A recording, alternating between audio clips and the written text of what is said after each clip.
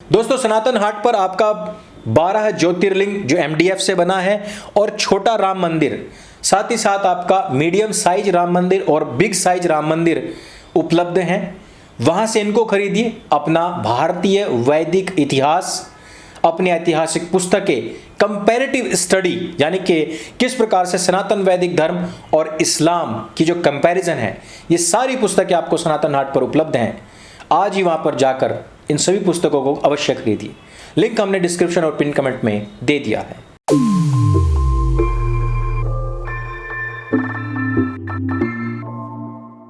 नमस्ते दोस्तों, आप सबका एक बार फिर से स्वागत है आपके अपने YouTube चैनल सत्य सनातन में।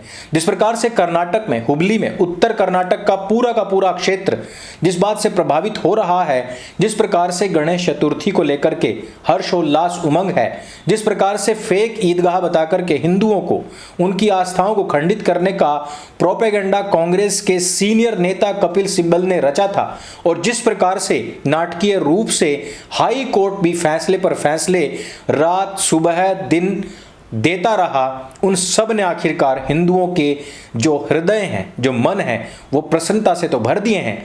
लेकिन काफिरों को वाजिबुल कत्ल बताने वाली किताब को पढ़ने वाले लोग क्यों दुखी हैं, क्या कारण है, क्या वजह है, इन सब प्रोपेगेंडा पर हम बात करेंगे। थोड़ी सी इतिहास और भविष्य के विषय में बात करेंगे कि आगे क्या हो सकता है। सबसे पहले आह्वान करना चाहूंगा आप सभी से, जितने भी हमारे हिंदू भाई बहन हैं जिनका अपना बिजनेस है सनातन संबंधित और सनातनी स्टाफ के साथ में, वो सभी के सभी सनातन सेतु पर अपना फ्री में बिजनेस रजिस्टर अवश्य करें, ताकि कोई आपका सनातनी भाई बहन किसी मलेच्छ को अपने घर ना बुला ले, आपको खोज करके बुलाए।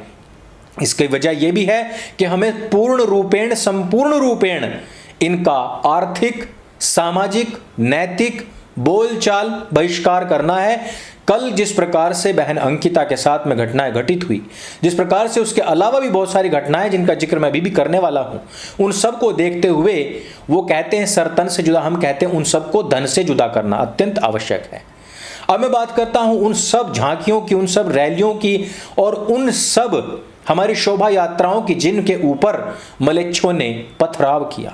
मैंने कहा था कि जिस प्रकार से ट्रेंड के अनुसार हमारी शोभा यात्राओं के ऊपर, हमारी झांकियों के ऊपर पथराव हो रहा है, इसको देख करके लग रहा है कि बड़े ही ट्रेंड तरीके से मदरसा के अंदर इन लोगों को पढ़ाया गया है, पूरी तैयारियां कराई गई हैं। जिस प्रकार से अभी दिल्ली हाई कोर्ट का फैसला आया और उन्होंने कहा कि जहांगीरपुरी का जो पथराव और उसके बाद दंगा मामला था, वो पूर्ण रूपेण नियोजित था कि हिंदुओं को किस प्रकार से परेशान करना है। राम नवमी हो, चाहे हनुमान जयंती हो, चाहे फिर श्री कृष्ण संबंधित या फिर कावड़ संबंधित कोई भी यात्रा या शोभा यात्रा हो, सबके ऊपर मलेच्छों ने या तो पथराव किया है और या फिर उनके ऊपर मांस के टुकड़े फेंके गए या फिर उनके ऊपर थूका गया। ये सब चीजें क्या हैं? ये आपकी आस्थाओं, भावनाओं को खंडित करने का एक ऐसा कुत्सित प्रयास जो उनकी तो किताबों में लिखा है, जो उनके लिए तो पाक है, लेकिन हम सब के लिए यह हमारी धार्मिक आस्था पर गहरी चोट है, जिसकी सुरक्षा करने के लिए हमारी न्याय व्यवस्था में कोई विधान नहीं है।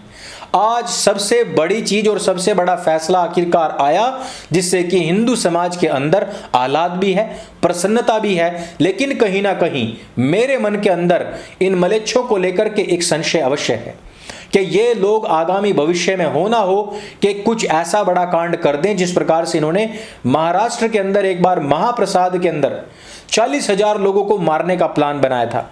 जिस प्रकार से आपने देखा अल कायदा से संबंधित मदरसाज पूरे भारतवर्ष में मिल रहे हैं।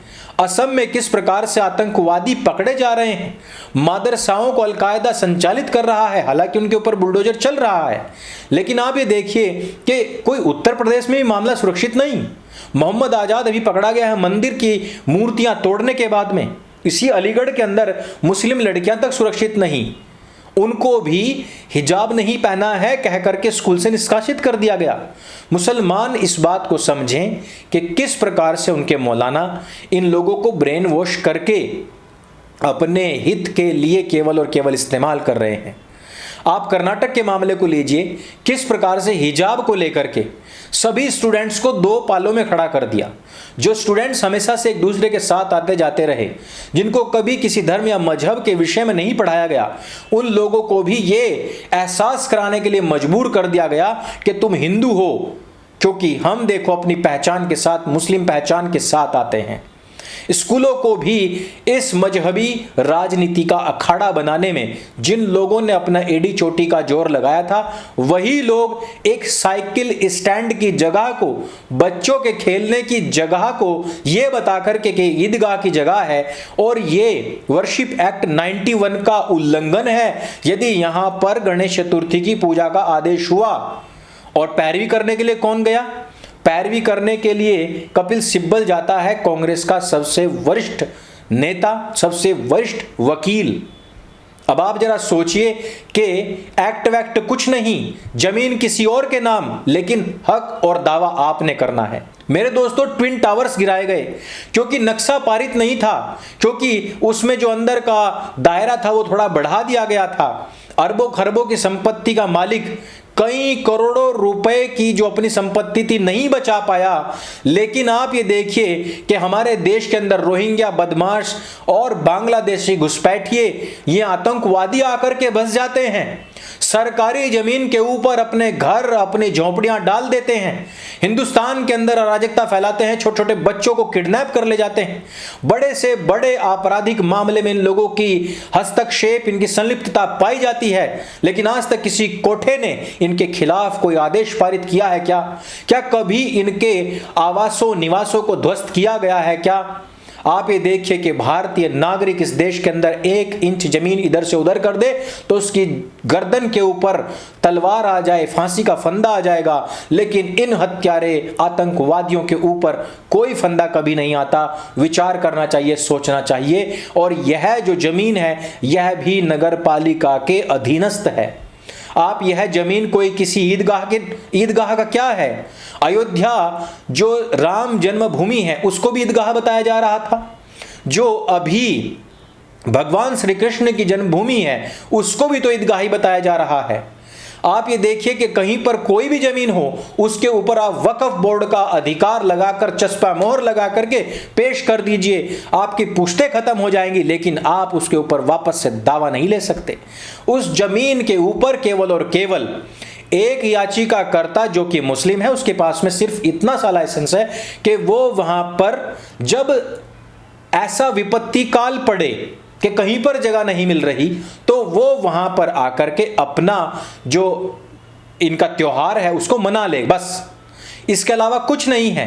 जमीन नगर पालिका के अधिकार में है, कोई ईदगाह की जमीन या लिखित में नहीं है। इन लोगों को लगता है कि इन लोगों के बाप दादा कोई इनके कैप्टन मोमो के वंशज रहे होंगे।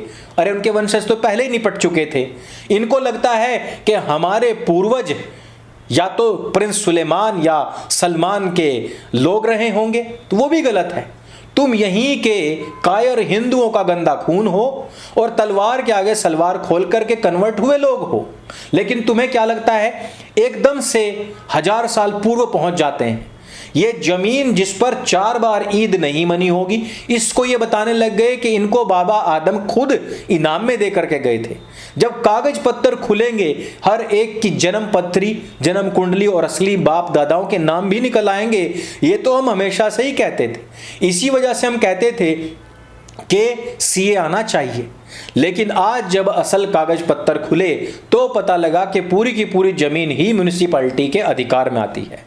अब आप देखिए कि मजहबी राजनीति का अखाड़ा बना करके कर्नाटक को अब तक जलाने वाले लोग, हर चीज में अपने मजहब को घुसेड़ करके पूरे विश्व के अंदर ये आतंकवादी फैलाने वाले लोग, पूरी की पूरी दुनिया को बमों के ढेर पर, आग के ढेर पर बैठाने वाले लोग, और किसी भी अपने मजहबी शासन के अंतर्गत आने वाले देश में न जाकर के काफिरों के देश में शरण लेने वाले लोग आखिरकार अपनी इन बददिमागियों से बाज नहीं आए और आखिरकार एक बार फिर से उसी आघात के द्वारा हिंदुओं की भावनाओं को आहत करने का कुत्सित प्रयास किया और उसमें एक बार फिर से शामिल हुए कांग्रेस के सीनियर नेता कपिल सिब्बल, और फिर से मुंह की खानी पड़ी उन्हीं लोगों को जो कल तक अयोध्या राम जन्मभूमि को ईदगाह की जमीन बता रहे थे, जो आज भगवान श्री कृष्ण की जन्मभूमि को ईदगाह की जमीन बता रहे हैं, और वही लोग जो म्युनिसिपैलिटी की जमीन पर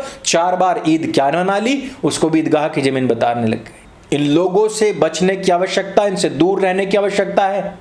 इन लोगों को समझने के लिए अपने इतिहास को पढ़ने की आवश्यकता है। मैंने कई बार कहा है कि अपना जो इतिहास है उसको जानने के लिए आपको सनातन हाट पर अवश्य आना चाहिए, क्योंकि वहां पर आपको आनंद मठ जैसी पुस्तकें, वहां पर आपको केवी पालीवाल जी का पूरा साहित्य, पीएन ओक साहब का पूरा साहित्य, आर्य समाज का पूरा साहित्य, ये जितने भी पुस्तकें हैं ये सब मिलेगी, जिनमें कि मलेच्छों की ये 0 से लेकर के 180 करोड़ होने तक की हिस्ट्री लिखी हुई है। उन कायर हिंदुओं का एक एक पैराग्राफ लिखा हुआ है जिन्होंने तलवार के सामने सलवार खोल करके स्वयं हिंदू घाती बने हैं। उन हर एक एशियन मलेच्छों का इतिहास इन पुस्तकों में शामिल है, जिन्होंने अपना स्वधर्म छोड़ करके दूसरों की गुलामी और उनकी दासता को स्वीकार किया है। इसलिए मैं बार बार कहता हूं कि जो लोग इतिहास नहीं पढ़ते वो स्वयं इतिहास बन जाते हैं। सनातन हाट आपका अपना प्लेटफॉर्म है, वहां से जाइए, अपना इतिहास खरीदिए, वेद दर्शन उपनिषद अवश्य खरीद करके पढ़िए। ये वीडियो अगर आपको अच्छा लगे, जानकारी से भरपूर लगे, और कर्नाटक और आसाम, उत्तर प्रदेश में जो कुछ भी घटित हो रहा है, झारखंड में जो लगातार बहन बेटियों पर अपराध बढ़ते जा रहे हैं, इनसे यदि आपकी थोड़ी सी भी आंख खुलती हो तो इसको वीडियो को सबके साथ में शेयर अवश्य करिएगा। मेरे संग बोली सत्य सनातन वैदिक धर्म की जय। जय हिंद, वंदे मातरम।